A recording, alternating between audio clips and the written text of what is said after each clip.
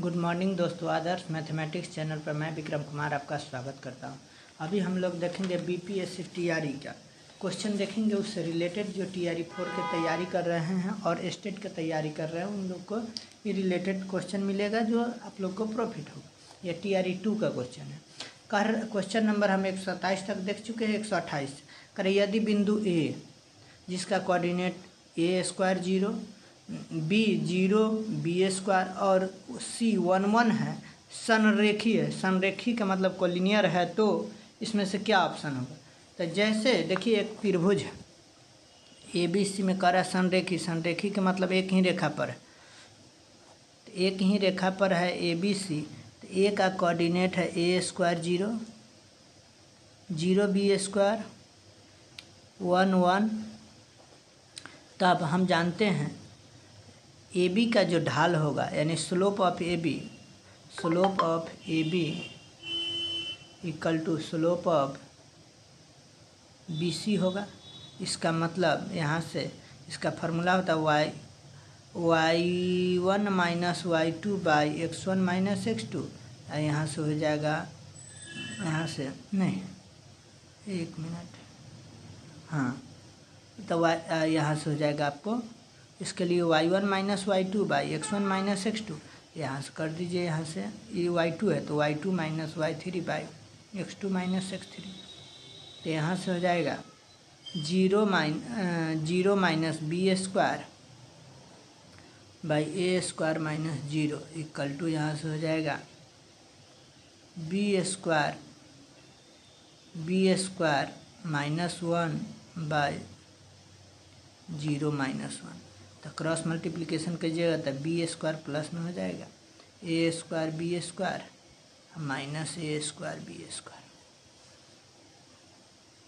ए square B square minus सिर्फ ए square.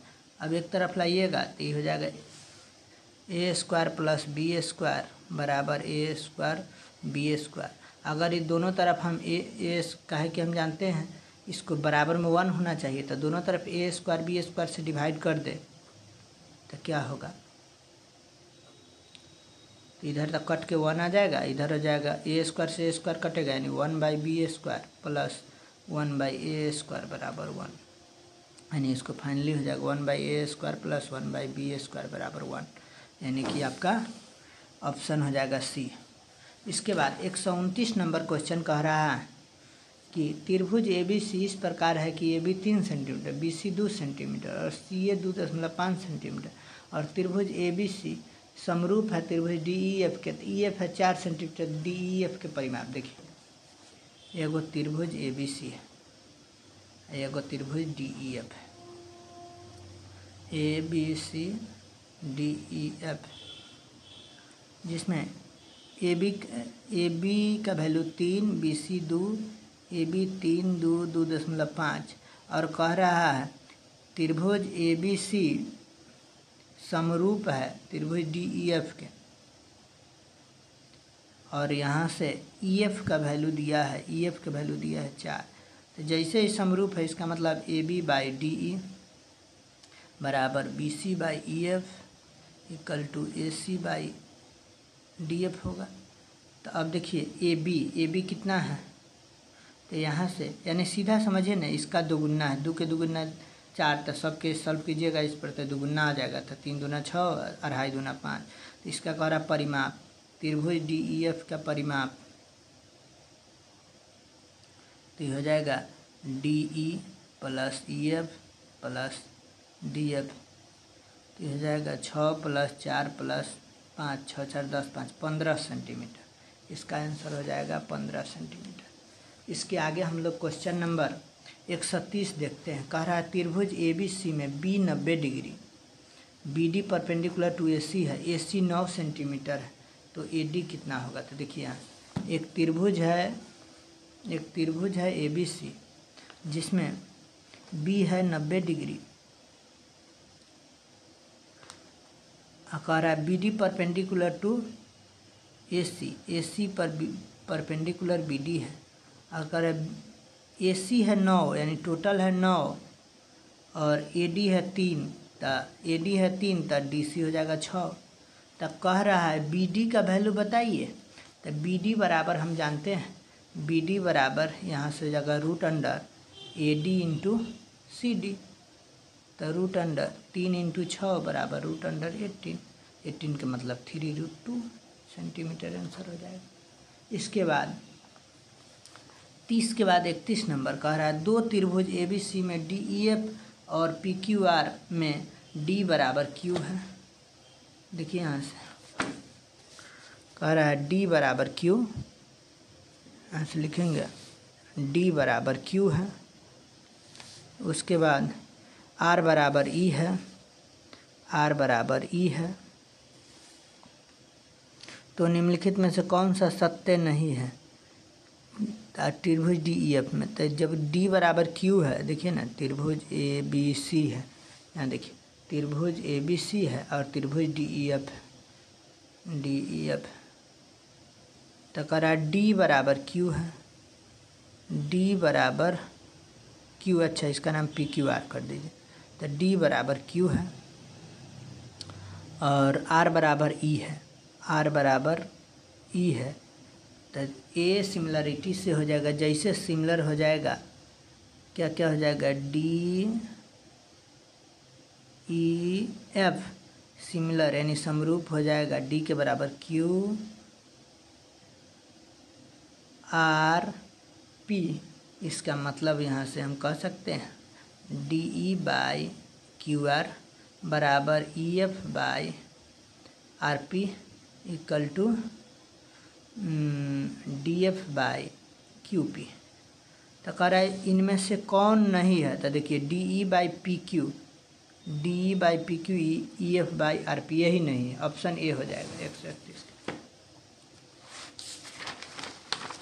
132 number question कह रहा है कि यदि पी ए पी बी केंद्र ओ वाली वृत्त की दो स्पर्श रेखा है, देखिए एगो वृत्त है, एक वृत्त है,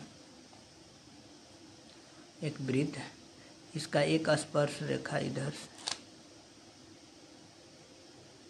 एक इधर से,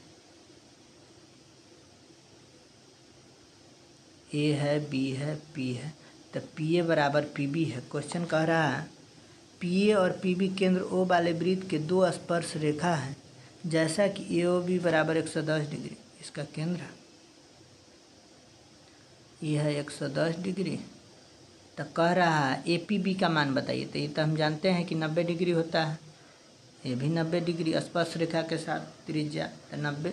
तो कह रहा है इस चतुर्भुज में, देखिए चतुर्भुज ए पी बी ओ में कह रहा है ए पी बी का मानते यहाँ से लिख सकते हैं A P B plus B P B O plus B O A plus O A P बराबर 360। ए पी बी निकालना है तो ए पी बी के A P B plus P B O 90 degree plus O A P ये भी 90 degree plus Q ए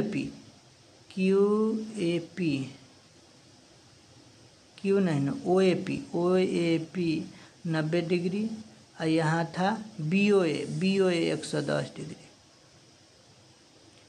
बराबर 360। तो जोड़िएगा तो 90 90 180 आ 180 आ 110 290।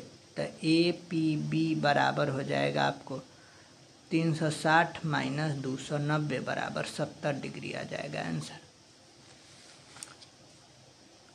132 के बाद 133 कह रहा किसी बाहरी बिंदु ए से स्पर्श रेखा ए पी की लंबाई 24 सेंटीमीटर। देखिए जैसे एगो कोई वृत्त है, इसकी बाहरी बिंदु मान लेते हैं कोई है, उससे क्वेश्चन कह रहा है 133 नंबर किसी बाहरी बिंदु ए से स्पर्श रेखा ए पी की लंबाई, कोई बाहरी बिंदु ए है, ए पी की लंबाई 24 सेंटीमीटर है। यदि वृत्त की केंद्र ओ से बिंदु ए की दूरी 25 सेंटीमीटर और इसका यह केंद्र है, केंद्र से ओ से इसका 25 है, यहाँ ओ है, तो यहाँ 90 डिग्री बनेगा। तो कह रहा है त्रिज्या OP की लंबाई बराबर, हम जाएंगे यहाँ ये 90 डिग्री है तो कर्ण हो जाएगा, तो OA के स्क्वायर माइनस AP का स्क्वायर, तो यहाँ से हो जाएगा OA 25 का स्क्वायर माइनस 24 का स्क्वायर, 25 के 625 माइनस 576 बराबर √49 बराबर 7 सेंटीमीटर। इसका वैल्यू हो जाएगा 7 सेंटीमीटर। तो आज के वीडियो के यहीं एंड कर रहे हैं, फिर नेक्स्ट क्वेश्चन अगले वीडियो में देखेंगे। अगर ये वीडियो अच्छा लगे तो लाइक, सब्सक्राइब और दोस्तों के साथ शेयर कर सकते हैं। जय हिंद।